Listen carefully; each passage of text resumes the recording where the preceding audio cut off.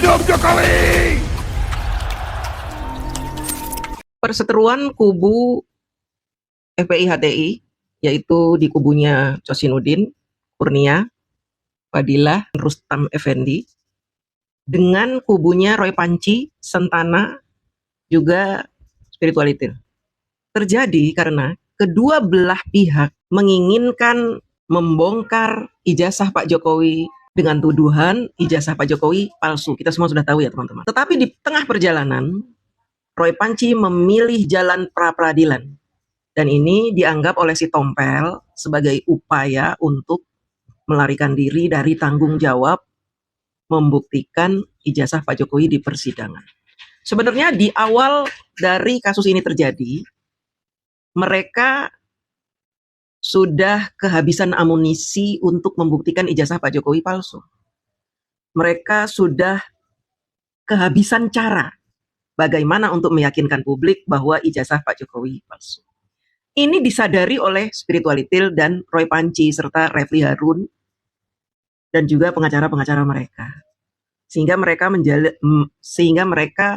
menjalankan rencana berikutnya, yaitu menggagalkan persidangan. Nanti yang akan mereka koar-koarkan ke muka publik bahwa Pak Jokowi kalah, gagal memenjarakan Roy Panci dan Tifa. Sementara dari kubu Cosinuddin, Kurnia, Rustam Effendi, Fadilah, Menu, dan ibu-ibu yang pakai jilbab itu, mereka nggak mau ada pra-peradilan, nggak mau ada putusan sela. Mereka maunya sidang berjalan, lalu sama-sama membuktikan ijazah Pak Jokowi di pengadilan.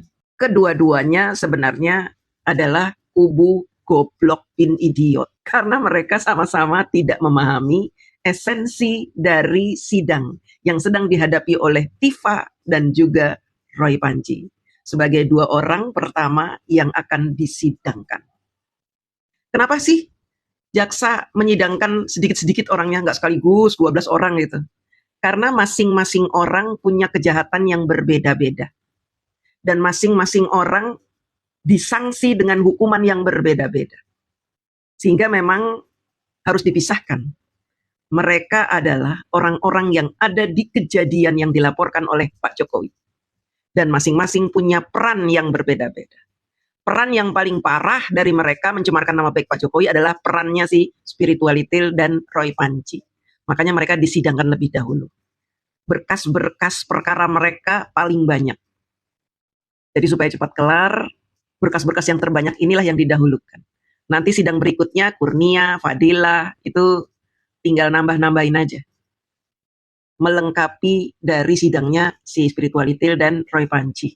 Sebenarnya seperti itu, teman-teman. Nah, teman-teman harus paham bahwa mereka ini sudah gagal. Segagal-gagalnya menjatuhkan Pak Jokowi.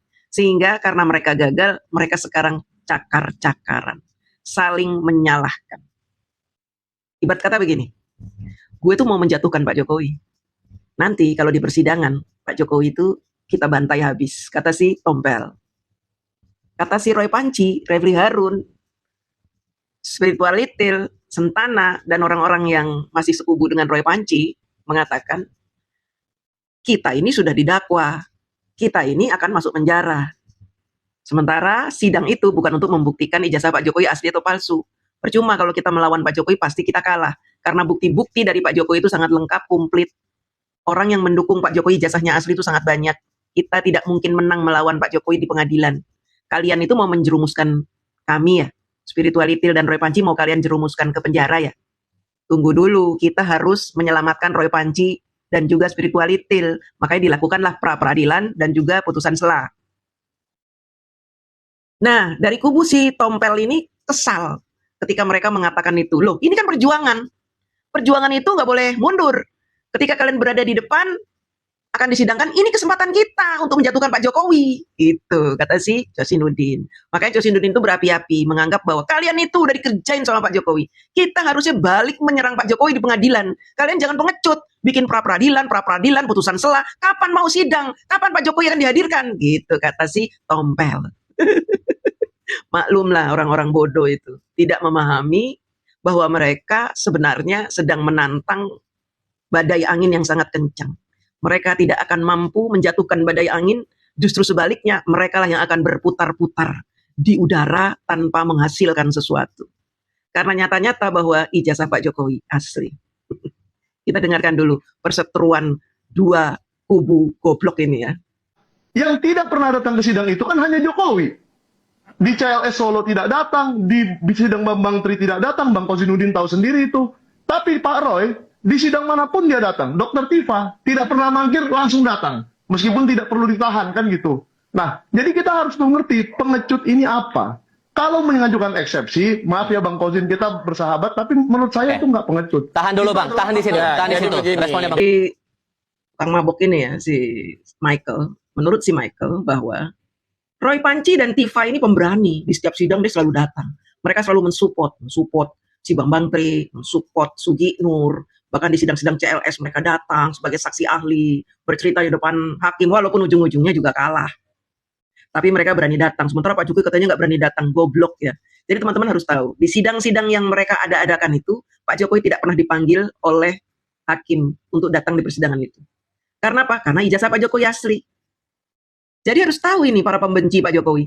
Kenapa Pak Jokowi tidak pernah dihadirkan oleh hakim di pengadilan? Karena ijazah Pak Jokowi asli. Sementara mereka itu mengada-adakan pengadilan itu untuk meminta dokumen-dokumen dari Pak Jokowi. Hakim tahu hukum gitu loh. Karena dia kan, hakim ini kan, aduh gimana sih? Istilahnya dewa hukum. Jadi hakim tidak mungkin melanggar undang-undang PDP. Tidak mungkin hakim ini akan menunjukkan ijazah yang jelas-jelas asli gitu loh. Dan tidak ada kepentingannya hakim memanggil Pak Jokowi di sidang-sidang mereka itu. Michael goblok, ya kamu itu tololnya nggak udah-udah. Sama seperti kubu kamu ya ini. Orang-orang yang ngaku pintar, ngaku cerdas dengan titel berlewat ketika dia ada kebencian. Jadi goblok, makanya mereka saling cakar-cakaran. Kita lihat nih.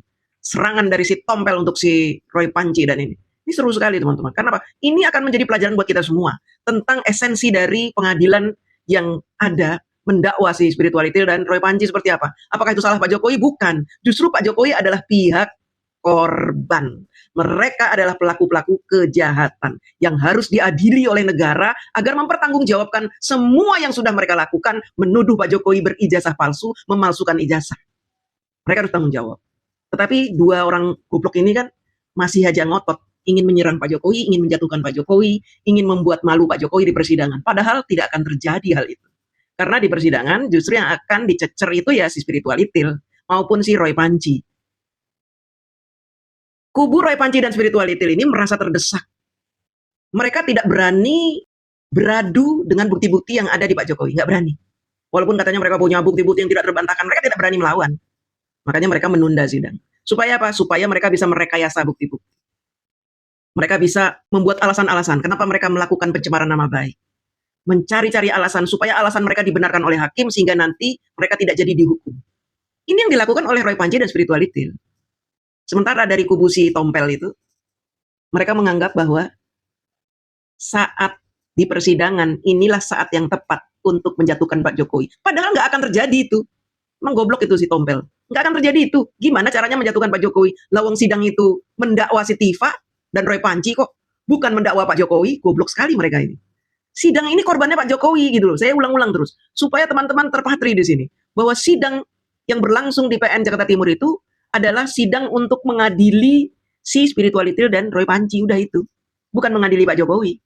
Pak Jokowi boleh datang, boleh enggak. Tergantung nanti panggilan dari hakim. Ketika Pak Jokowi dibutuhkan keterangannya, maka akan dipanggil. Kalau enggak, ya enggak. Yang dicecer siapa? Ya mereka itu. Kalau mereka bicara soal bukti-bukti, ijazah dan segala macam, yang akan dicecer bukan Pak Jokowi, tapi siapa? UGM. Yang sudah menyatakan bahwa Pak Jokowi lulusan UGM dan ijazahnya asli. Bukan Pak Jokowi. Karena mereka bodoh sih. Coba kita dengarkan ini. Definisi pengecutnya itu adalah dua pihak ini kalau di ruang publik membangun narasi seolah-olah keduanya akan membuktikan di persidangan. Tapi strategi yang mereka tempuh sebenarnya menghindari persidangan. Prapit itu pada dasarnya menghindari persidangan. Jokowi itu ya mengkondisikan keadaan sehingga jaksa ya dakwanya menjadi obskur itu bagian dari menghindari persidangan. Eksepsi itu orang tahu bahwa akhirnya tidak akan ke persidangan. Maksud saya jujur sajalah. Kalau memang tidak mau ke pokok perkara, silahkan kalian berdamai, biarlah rakyat yang melanjutkan perjuangan. Tetapi sekali lagi, jangan kemudian membangun narasi seolah masing-masing ngotot mau membuktikan sudah 99% kurang 1%, tapi dia prapit terus. Kalau spesifik Roy-nya berarti masalah prapitnya itu ya tadi. Prapit terus lah, kapan akan pokok perkara? Kalau eksepsi terus, kapan pokok perkara? Dan yang menarik Ini eksepsi itu tidak menghentikan perkara, akan balik lagi. Ini sampai saja menggantung leher sendiri. Memangnya akan sampai kapan? Ini akan balik lagi. Kalau nanti akhirnya perkara yang dihentikan karena eksepsi, maka dunia hukum kita itu runtuh. Mana ada perkara berhenti di eksepsi? Karena jaksa itu bisa memperbaiki dakwaan gitu loh. Jadi dalam hal ini si Tompel ada benarnya juga bahwa eksepsi yang dilakukan oleh Tifa sebenarnya hanya menunda persidangan. Karena jaksa bisa memperbaiki dakwaannya, bisa memperbaiki tuntutannya dengan pasal-pasal yang terkini gitu loh. Jadi memang percuma saja mereka pra peradilan, percuma saja mereka eksepsi, itu hanya memperlambat persidangan yang ujung-ujungnya mereka juga akan menghadapi persidangan gitu. Si Tompel ini udah nggak sabar, maunya udah kita sidang aja sampai selesai, pembuktian, lalu kita jatuhkan Pak Jokowi sejatuh-jatuhnya, karena memang dia sangat berambisi untuk menjatuhkan Pak Jokowi si Tompel ini. Bahkan dia menyangka bahwa adanya keblunderan di dalam tuntutan dari jaksa adalah ulah Pak Jokowi, kan tolol dia. Ya, Pak Jokowi tidak pernah ikut campur dalam hal ini. Pak Jokowi hanya melaporkan ke polisi ada sebuah kejadian yang menjatuhkan nama baiknya, menuduh dia, memfitnah dia, lalu silakan negara mengadili orang-orang ini yang ada di kejadian ini. Dan akhirnya jaksa memunculkan pasal-pasal yang menjadi blunder bagi hakim, dan akhirnya menjadi momen bagi si spiritualitil dan Roy Panji untuk menunda sidang dan membuat kecewa kubu si Tompel. Begitu teman-teman. Jadi masuk perangkap permainan Jokowi ini sebenarnya. Ini kalau dikatakan bahwa ini permainan Jokowi, ini kata siapa untuk itu? Kata saya, dan saya baca dengan Kata analisa. Begitu. Kata Zainuddin. Karena begini, ya kalau kita lihat, saya sudah katakan, kalau berdasarkan schedule yang ada, tanggal 6 Agustus beliau itu akan menjadi saksi di pengadilan. Ya, tetapi ini sudah itu yang nampak di publik. Kita bicara tentang konstelasi yang terjadi dan strategi yang diadopsi. Nggak ada dakwaan jaksa itu obskur seperti itu. Ini jaksa di tingkat Jakarta Selatan, bukan jaksa biasa. Jaksa elit kok bisa dibikin seperti itu. Berarti ada pengaruh di belakangnya. Dan itu terbukti. Joko Widodo berulang kali meminta agar ada RJ konfirmasi bahwa Joko Widodo tidak mau masuk pokok perkara karena orang-orangnya Joko Widodo berulang kali menawarkan RJ. Pengecutnya itu Joko Widodo. Yang namanya hukum adalah equal before the law. Itu penting kita bicarakan itu. Makanya di sini kalau kita melihat apa yang terjadi, ya itu adalah proses hukum yang berjalan. Kita hormati hukum itu. Si Tompel itu selalu emosi dalam setiap perdebatan, nggak mau kalah, sama seperti Roy Panji. Makanya Allah pisahkan si Tompel dari Roy Panji karena dua-duanya itu seperti anjing yang menggonggong. Ya, jadi kalau ada anjing menggonggong saling gonggong, pisahin aja, sama Allah dipisahin, sama alam dipisahin. Sama Allah dipisahin. Kita dengar sendiri ya apa yang dikatakan oleh si Tompel bahwa dia tetap saja menyalahkan Pak Jokowi. Dianggapnya bahwa blundernya pasal yang digunakan oleh jaksa itu adalah campur tangan Pak Jokowi. Pak Jokowi, saya jamin tidak akan pernah mencampuri urusan penuntutan dari jaksa. Beliau hanya meminta keadilan bagi dirinya karena harga dirinya sudah dicabik-cabik oleh kelompok mereka. Dan sekarang mereka saling cabik-mencabik.